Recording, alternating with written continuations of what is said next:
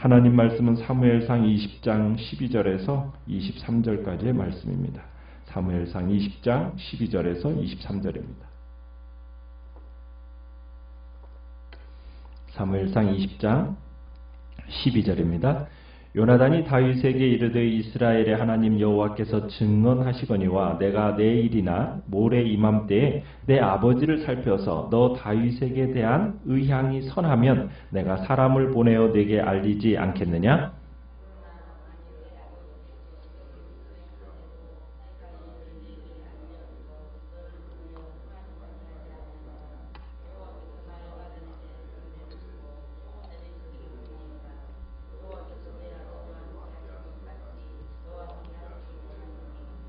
너는 내가 사는 날 동안에 여호와의 인자하심을 내게 베풀어서 나를 죽지 않게 할 뿐 아니라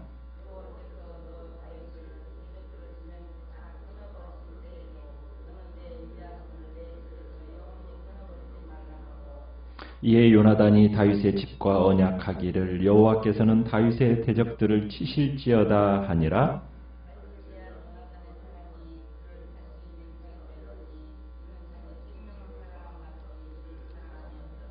요나단이 다윗에게 이르되 내일은 초하루인즉 내 자리가 빔으로 내가 없음을 자세히 물으실 것이라.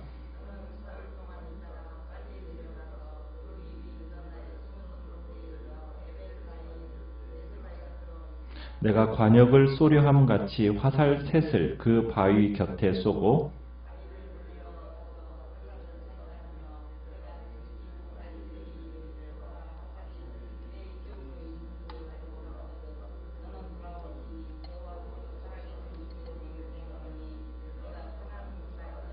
만일 아이에게 이르기를 보라 화살이 내 앞쪽에 있다 하거든 내 길을 가라 여호와께서 너를 보내셨음이니라.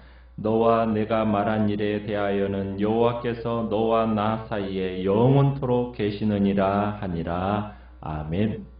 오늘 말씀의 제목은 거시적인 안목에서 바라보기라는 제목으로 말씀을 나눕니다. 다윗과 요나단이 이제 사울이 다윗을 살해할 의사가 있는지 없는지를 최종 확인할 방도를 강구하는 모습이 오늘 본문의 내용입니다. 다시 한번 어떻게 보면 향후에 비상상태가 발발할 것을 염려하면서 이제 순수한 어떻게 보면 친구로서 상호 보호 언약을 체결하는 장면을 우리가 보게 되는 겁니다. 사울의 의사를 최종 확인해서 이것을 다윗에게 연락할 방법을 제3 계획하고 있는 거죠. 이들은 남들이 엿듣는 것을 피해서 11절에 가보면 우리가 들로 가자 하고서는 들로 나갑니다. 그리고 서로를 향한 책임과 우정을 다시 확인하게 됩니다. 요나단은 사울의 마음을 읽는 대로 다윗에게 알릴 것을 이제 맹세하는 장면을 우리가 보게 되는데요. 일단 요나단은 12절에 보면 이스라엘 하나님 여호와께서 증언하시거니와 하면서 이스라엘의 하나님 여호와를 증인으로 세우면서 말을 합니다. 그러니까 여호와 하나님께 맹세하는 거죠. 이것은 어떻게 보면 최고 최선의 맹세입니다. 자신의 진실을 가장 확실하게 담보해서 상대방에게 전달하려고 할 때 고대 이스라엘 백성들은 하나님께 맹세를 했습니다. 요나단도 만약 사울이 다윗을 해치려는 것을 알고도 다윗에게 미리 통보하지 않아서 그 안전한 피신을 도모해 주지 않는다면 여호와께서 요나단 자신에게 엄청난 징벌을 내리시기를 요청하는 자기 저주적인 맹세를 13절에 덧붙이는 것을 보게 됩니다.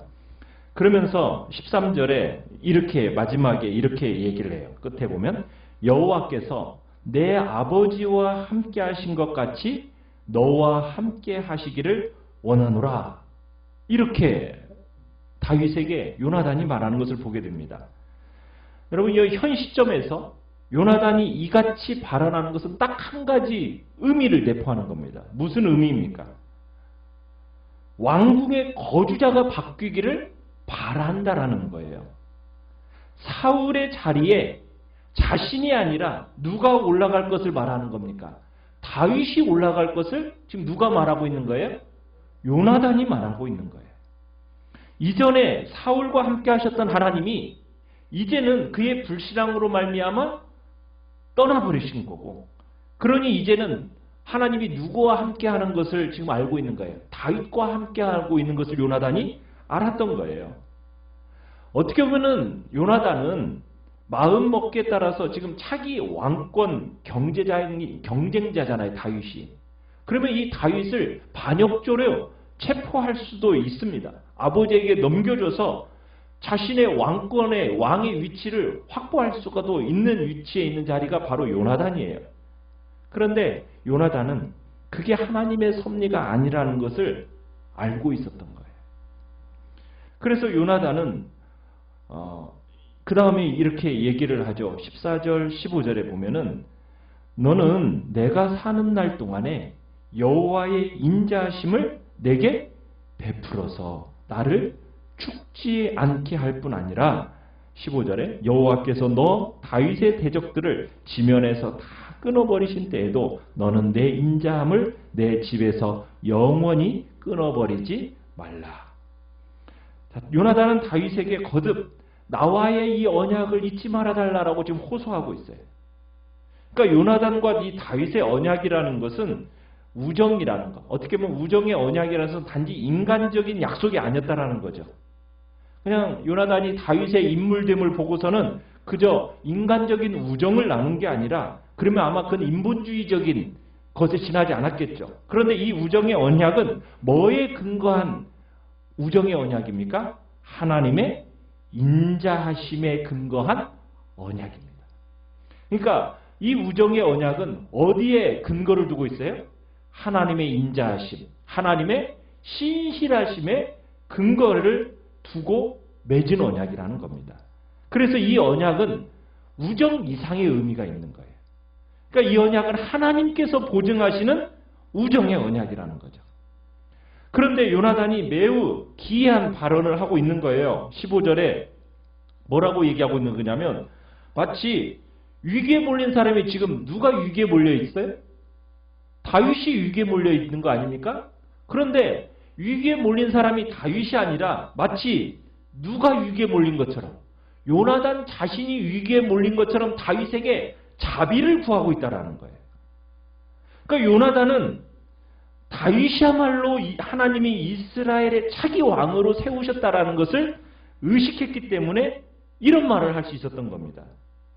요나단은 장차 다윗이 이스라엘의 왕위를 계승할 미래의 실세가 되리라는 것을 내다본 거예요.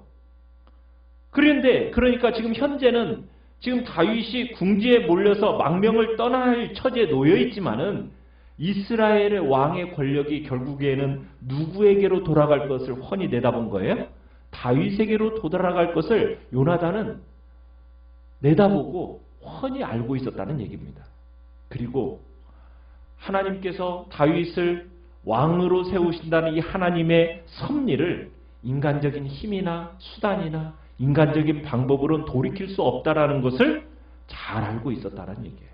그러니까 요나단은 철저하게 하나님의 관점에서 이 역사의 흐름을 읽고 있었다는 얘기입니다. 그러면서 또한 이러한 발언은요, 어떻게 보면 지금 현실의 어려움으로 인하여서 다윗이 좌절하고 있는 모습이잖아요. 그러니까 좌절하고 있는 다윗에게 눈을 들어서 미래를 바라보라고 지금 권면하고 있는 겁니다. 앞으로 다가올 영광에 비하면 네가 지금 오늘 당하고 있는 이 고통이라는 것은 아무것도 아니다. 어쩌면 지금 두려움과 공포에 떨면서 미지의 광야로 지금 망명을 떠나는 이 젊은 실골 청년 다윗에게 이스라엘의 미래가 너에게 달려있다. 이것을 지금 요나단이 이야기를 하고 있다는 거예요.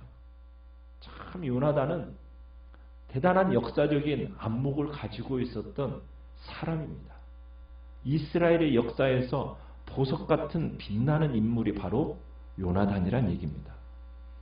요나단은 왕권이 교체가 되면은, 왕조가 교체가 되면은 어떤 일이 있을 거라는 거 잘 알고 있습니까? 피해 복수가 있다라는 거, 있기 마련이라는 거, 그걸 잘 알고 있기 때문에 그런 역사의식을 갖고 다윗과 의미심장한 맹세를 맺었던 거예요. 그러니까 요나단은 지금 다윗이 하나님의 이 불가항력적인 섭리 안에서 모든 역경을 물리치고 장차 이스라엘의 왕이 될 거라는 것을 믿었던 겁니다. 그래서 네가 장차 다시 네가 득위하면은 우리 집안에 인애를 베풀 것을, 인애 베푸는 것을 잊지 말아달라고 지금 요청하고 있는 거예요. 참 요나단은 역사의식도 뛰어나지만 현실 감각도 탁월했던 사람이라는 것을 우리가 볼 수 있는 겁니다. 그래서 훗날 다윗이 사울이 이제 다 죽고 이런 명령을 내리죠. 사울의 집에 아직 남은 사람이 있느냐? 내가 요나단으로 말미암아 그 사람에게 은총을 베풀리라 하면서 수소문에서 찾은 사람이 있죠. 그게 요나단의 아들 무비보셋입니다. 무비보셋이 영문도 모르고 다윗 앞으로 이렇게 불려왔을 때 다윗이 무비보셋에게 얘기해요. 무서워하지 마라. 내가 반드시 내 아버지 요나단으로 말미암아 내게 은총을 베풀리라. 이렇게 선언하는 장면을 우리가 보게 됩니다. 그러니까 다윗은 이때 이 요나단과의 약속을 잊지 않았던 겁니다. 자, 여호와께서 15절에 가보면은 여호와께서 다윗의 대적을 끊으실 때 다윗의 은총이 그의 집에서 끊기지 않도록, 그러면서 그가 다윗의 집과 언약했기 때문이다 라고 이제 16절에도 이야기를 합니다. 그런데 여기서 멸망되는 이 강조점에 두 번이나 다윗의 대적들, 다윗의 대적 이런 표현을 쓰고 있어요. 여러분, 이 다윗의 대적에는 지금 누가 포함되어 있는 겁니까? 어떻게 보면 자기의 아버지 사울이 포함되어 있는 거예요. 요나단이 아버지 사울을 향해서 이런 발언을 한다라는 것은 불효도 이런 불효가 정말 보통 불효가 아니죠. 아니, 자기 아버지가 끊어지기를 바란다는 거 아닙니까? 맹목적인 효도는 유교에서나 요구되는 것이지 기독교적인 게 아닙니다. 성경적인 게 아니에요. 하나님의 뜻을 거슬러 가면서까지 효도가 강요되는 그것은 하나님의 뜻이 아니라는 겁니다. 이 요나단의 발언을 우리가 어떻게 이해해야 되느냐? 아버지의 권위를 무시하는 어떤 철부지 자식의 선언이 아니라는 겁니다.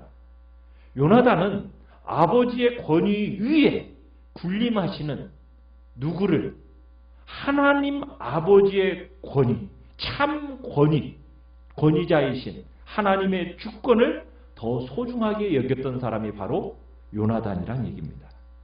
그러니까 신앙이 깊은 요나단은 하나님과의 이 관계를 바탕으로 했기 때문에 이 인간 관계가 깨어지지 않는, 절대 깨어지지 않는 그 관계의 진수를 보여주고 있는 겁니다.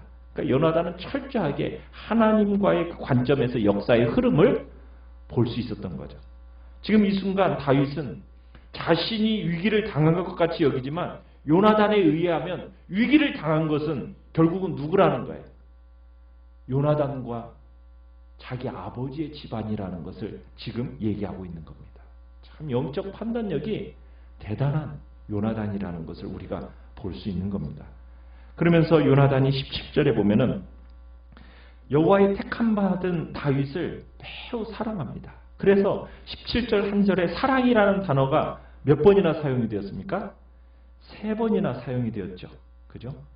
내가 다윗에 대한 요나단의 사랑이 그를 다시 맹세하게 하였으니 이는 자기 생명을 사랑함과 같이 그를 사랑하였습니다. 요나단의 이런 절대적인 사랑은 어떻게 보면 내 이웃사랑하기를 내 자신같이 하라는 이 좋은 본보기로서 보여지는 사랑입니다. 훗날 이제 요나단이 죽음으로 인해서 다윗이 애통해하면서 노래를 짓잖아요. 내 형 요나단이여, 내가 그대를 애통함은 그대가 내게 심히 아름다움이라. 그대가 나를 사랑함이 기이하여 여인의 사랑보다 더하였습니다. 하면서 요나단의 그 다윗을 향한 사랑을 시로서 표현하는 것을 우리가 사무엘하 1장에서 보게 돼요. 요나단은 자신이 다윗을 철저하게 보호할 것을 다시 한번 확인해 줍니다. 그러면서 앞으로 2, 3일 동안 아버지 사울의 동태를 살피겠다는 거예요. 그리고는 다윗에게 그 상황을 알려주겠다고 합니다. 사울이 다윗을 죽이기로 작정을 해서 그 사실이 밝혀지면은 3일 후에 와서 자기가 화살 3개를 다윗이 숨어있는 이 에셀 바위를 향해서 쏘겠다는 거예요. 그래서 활을 주우러 간 종에게 이곳에 화살이 있다라고 해서 가까운 곳에 하면 평안하게 와라. 그러나 멀리 더 가라 외치면은 어떻게 하라는 거 얘기합니까? 내 길을 가라. 여호와께서 너를 보내셨습니다. 22절에서 그렇게 얘기를 하죠. 그런데 21절부터 23절까지 이 짧은 구절에 여호와의 이름이라는 단어가 3차례나 언급이 됩니다. 그러면서 이 일에 하나님의 증인이 되실 것과 자신이 진실하게 행할 것을 맹세를 하고 있어요. 그러니까 요나단의 이 신앙의 현주소가 어디에 있는지를 확실하게 보여주는 거죠. 요나단은 하나님의 섭리를 확실하게 깨달은 사람이었다는 거예요. 만약 사울이 다윗을 죽이려는 것을 확인하게 되면 내 길을 가라. 여호와께서 너를 보내셨습니다. 이렇게 권면을 해요. 그러니까 요나단은 영원히 다윗과 함께할 것을 확인하면서 다윗의 곁을 이제 23절에 보면 다윗의 곁을 떠나서 궁으로 돌아옵니다. 참 요나단을 보면은 인간의 명예, 권력 이런 것에 연연하지 않는 사람입니다. 하나님의 섭리에 철저하게 전적으로 순종했던 사람이 바로 요나단이었다라는 거예요. 요나단은 이 하나님의 섭리에 대한 철저한 순종은 패배가 아니라 진정한 의미에서의 승리라는 사실을 잘 알고 있었던 거예요. 그래서 하나님의 섭리와 그 역사에 대해서 겸손한 순종의 신앙, 이것은 결국 사울 집안의 몰락에도 불구하고 요나단의 가족과 그의 후손들을 구원해내는 일을 하게 됩니다. 참 이러한 사실에서 자기를 철저하게 부인하고 하나님을 바라보는 자만이 진정한 승리의 은혜를 얻게 된다는 것을 우리가 보게 되는 거죠. 하나님의 섭리에 대한 철저한 순종은 우리에게는 패배가 아닙니다. 그것은 진정한 의미에서의 승리라는 것. 우리가 하나님의 자비와 은혜 가운데 거할 수 있게 되는 가장 중요한 요소는 무엇입니까? 바로 하나님의 섭리에 대한 철저한 순종입니다. 어떻게 보면 오늘 우리들의 오늘날 실패의 원인은 무엇이겠습니까? 하나님의 그 섭리를 철저하게 인정하지 못하고 자기 것을 포기하지 못하고 주님의 뜻에 철저하게 순종하지 못하는 곳에 우리의 실패의 원인들이 있는 것이죠. 오늘도 우리는 거시적인 안목에서 정말 하나님의 그 섭리 안에서 우리의 가정을 향한 나를 향한 하나님의 뜻이 어디 있는지를 볼 수 있는 그 영적인 눈들을 열어달라고 기도하며 나가시길 바랍니다. 그래서 정말 인간적인 섭섭함, 때로는 인간적인 욕심 다 내려놓고 하나님의 뜻에 철저하게 순종하며 살아가겠다고 참으로 거시적인 안목으로 우리의 인생의 미래를 바라보면서 나를 내려놓고 주님의 섭리에 순종하는 복된 자리에 서게 해달라고 기도하며 나가시길 바랍니다. 내일